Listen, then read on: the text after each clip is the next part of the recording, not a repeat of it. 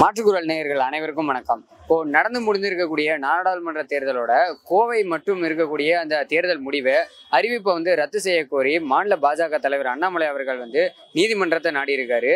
இது மக்கள் எப்படி பாக்குறாங்க அப்படிங்கிறத நம்ம மக்கள்கிட்ட கேட்டு தெரிஞ்சுக்கலாம் வாங்க.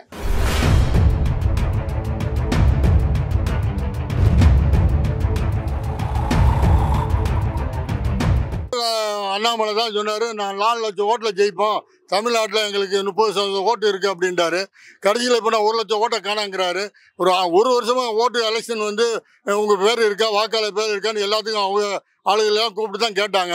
அப்போல்லாம் ஒரு வாக்காளர் சீட்டில் பார்க்கவே இல்லையா? இவர் ஒரு ஐஏஎஸ் ஆஃபீஸர் தானே, ஒரு ஐஏஎஸ் ஆஃபீஸர் இவருக்கு தெரியாதா வாக்காளர் சீட்டில் எவ்வளோ விட்டு போயிருக்கேன் என்னங்கிறதெல்லாம் பார்க்க வேணும். நான் ஒரு சின்ன வேட்பாளர், என் பேர் இருக்கேன், நான் 1க்கு 3 வாட்டி செக் பண்ணேன், கன்ஃபார்ம் பண்ணிட்டு தான் நான் ஓட்டு போடவே போனேன். அதாவது அண்ணாமலை போலீஸ் அதிகாரி இல்லையா, ரகசிய சர்வே எடுத்திருப்பாரு, டெபாசிட் வாங்க மாட்டோன்னு தெரிஞ்சு போச்சு. தெரிஞ்சதுனால பயந்து போய் அவர் கோர்ட்டுக்கு போயிருக்காரு. நிப்பாட்டுங்க, 39 தொகுதியில் இந்த ஒரு தொகுதியை மட்டும் என்னாதுன்னு சொல்ல காரணம் என்ன?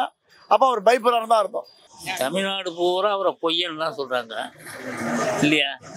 சரியான பொய்யன். இந்த மாதிரி ஒரு பொய்யனை நாங்கள் எங்கேயுமே பார்த்ததில்ல. சரிங்களா? அவன் தோற்று போடுவான். அதனால் தோற்று போகிறவன் என்ன சொல்லுவான், கீழே விழுந்தா மிஸ்ஸில் மண் ஓட்டல அப்படிங்கிறது ஏதாவது ஒரு காரணத்தை சொல்லி இந்த எலெக்ஷனை நிறுத்திட்டு திரும்ப ரீகவுண்டிங் பண்ணி அதில் ஏதாவது தப்பு பண்ண முடியுமா, நிறுத்தி வைக்க முடியுமான்னு திட்டம் போடுறான் அவன். புரியுங்களா? அதுக்கு மேலிடம் அவனுக்கு ஆதரவு இருக்கிறதுனால தைரியமாக பேசலாம். நம்ம தமிழ் ஆளுங்க இருக்க முடியாது. அவர் வந்தாருன்னா இந்திக்காரன் தெலுங்காரன்லாம் உள்ள நுழைஞ்சிடும். இப்போ நடக்குது, எவ்வளோ நடக்குது. ஒரு பொட்டை குழந்தைய, சின்ன குழந்தைய வச்சு விட்டுட்டு போகிறது கூட பயமாக இருக்குது. அந்த இதில் அவர் வந்தாருன்னா நம்ம ஊரில் நிறைய இந்திக்காரங்க கிடையாது, இந்திக்காரங்க தான் நிறைஞ்சிடுவாங்க. வித்தியாசத்தில் நான் ஜெயிப்பேன்னு சொன்னான்னா அந்த 1 லட்சம் ஓட்டு தான் அவரோட ஓட்டு எல்லாமே இதாயிடுச்சு. எப்படி போய் என்னாரு 1 லட்சம் ஓட்டுன்றத? ஏன்னா தேர்தல் ஆணையம் தான் சொல்லணும் 1 லட்சம் ஓட்டு மிஸ்ஸிங்னு. இவருக்கு எப்படி 1 லட்சம் ஓட்டு மிஸ்ஸிங்னு இவர் எப்படி கால்குலேஷன் பண்ணுறாரு? தேர்தல் ஆணையத்துக்கே தெரியாத தகவல்லாம் இவருக்கு எப்படி தெரியுது? இப்போ அப்படின்னா அனைத்து கட்சியும் சொல்லியிருக்கணும்ல. அண்ணாமலை மட்டும் ஏன் சொல்கிறாரு குறிப்பிட்டு 1 லட்சம் ஓட்டு போயிடுச்சுன்னு? இவருக்கு மட்டும் எப்படி இந்த தகவல்லாம் தனிப்பட்ட முறையில் கிடைக்குது? அப்போ அரசு தகவல் வெளிவரு கசிக்கிறதா இவருக்கு மட்டும்? மற்ற கட்சிகள்லாம் கிடைக்காத மட்டும் தகவல் இவருக்கு மட்டும் எப்படி தனிப்பட்ட முறையில் கிடைக்குது?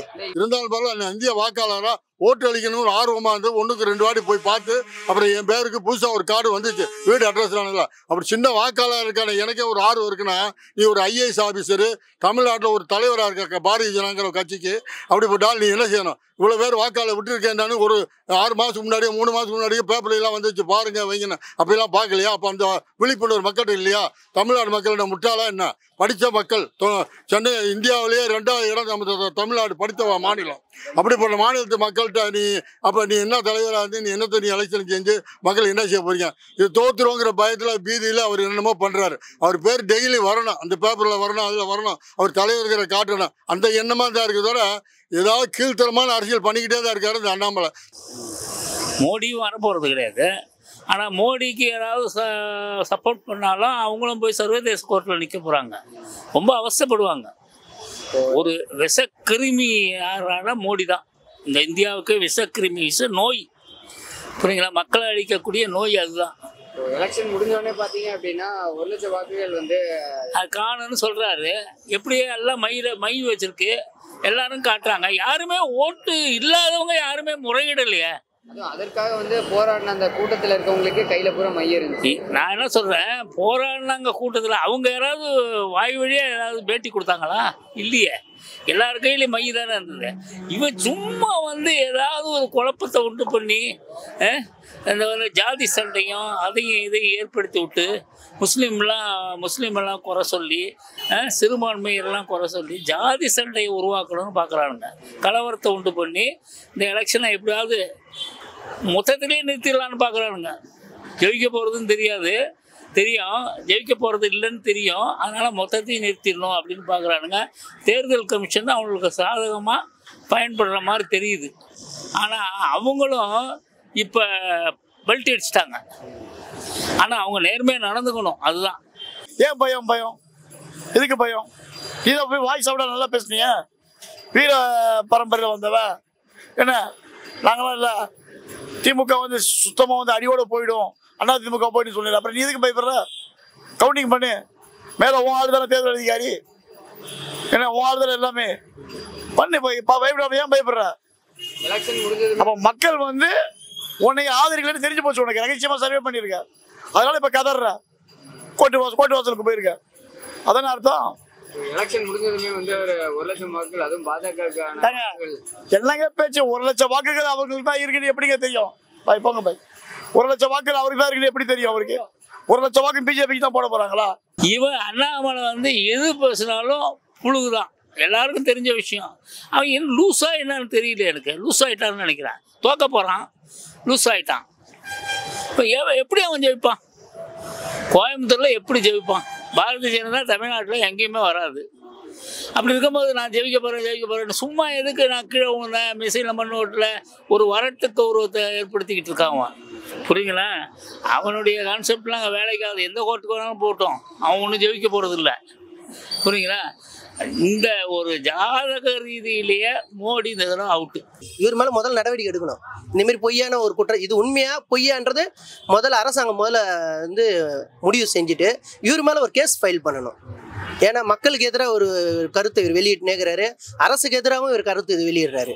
இதில் உண்மை தகவல் என்னன்னு மக்களுக்கு தெளிவுபடுத்தணும். 1 லட்சம் ஓட்டு போயிடுச்சுன்னா போனவங்க லிஸ்ட்டு எடுத்து கொடுக்கணும்ல. இவர் எந்தெந்த வார்டில் எவ்வளோ ஓட்டு மிஸ்ஸிங் ஆயிடுச்சு, ஏன் வந்து இது மிஸ் ஆயிடுச்சுன்றது முதல்ல இவர் கேட்டுருக்குமா இல்லையா? அப்போ அங்கே இப்போல்லாம் கம்முன்னு இருந்துட்டு தேர்தலாம் முடிஞ்சிட்டு வாக்கு எண்ணும் போது போய் நான் தேர்தல் ஆணையத்து மேலே ஒரு குறை சொல்கிறேன்னா, அப்போ தேர்தல் ஆணையம் உங்ககிட்ட தானே இருக்குது, மத்திய ஆளுங்கட்சிகிட்ட தானே இருக்குது. அப்போ தேர்தல் ஆணையத்தை இவர் என்ன பார்க்குறாரு? அப்போ தேர்தல் ஆணையம் இவ்வளோ வீக்காக செயல்படுதுன்னு இவரை ஒத்துக்கிறாரா? ஓட்டுலாம் போட்டார். 1 லட்சம் ஓட்டு வித்தியாசம் இருக்கலாம் இல்லைங்க. ஒரு தொகுதியில் ஒரு வட்டத்தில் ஒரு 20 ஓட்டு வீடு மாறி இருப்பாங்க. அவங்களும் கவனிக்கணும். பேப்பர்லாம் போடுறாங்க, போய் பாருங்க வைங்க, வாக்காளராக நீங்கள் பதிவு பண்ணுறதுக்கு ஆசைப்படுங்கன்னு தெருவில் வந்து உட்காடுறாங்க, மண்டபத்தில் வந்து உட்காடுறாங்க, விரிப்பில் பார்க்குறது செய்கிறாங்க. அசால்ட்டாக இருக்காக விட்டுறாங்க. கடைசியில் ஓட்டு போடும்போது எனக்கு ஓட்டு இல்லைன்னு சொல்கிறதுக்கு ஒரு சாக்கு. ஓட்டு போடணும்னு மக்கள் ஆர்வமாக இருக்கிறோம், கண்டிப்பாக அதை முயற்சி பண்ணி செய்யணும்.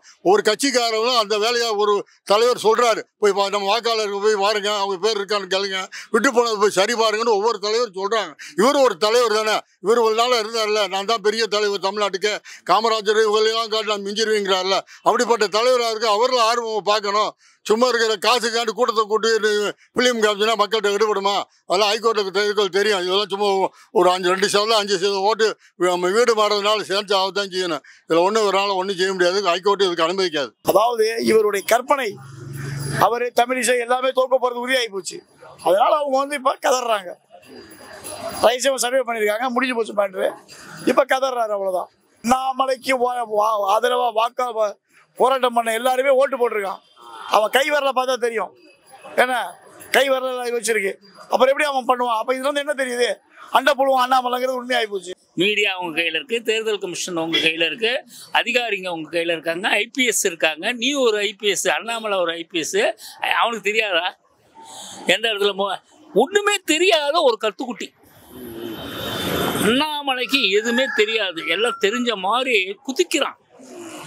இந்த சின்ன ஆட்டுக்குட்டிங்க இருக்குல்ல, பிறந்த உடனே கொஞ்ச நாள் ஆயினோன்னா துள்ளி குதிக்கும், அது மாதிரி அவன் குதிச்சு பார்க்குறான். யார்கிட்ட வந்து துடிச்சு தமிழ்நாட்டு அரசியலில் யார் ஒருத்தன் எதுக்கான அவன் அடிவான்.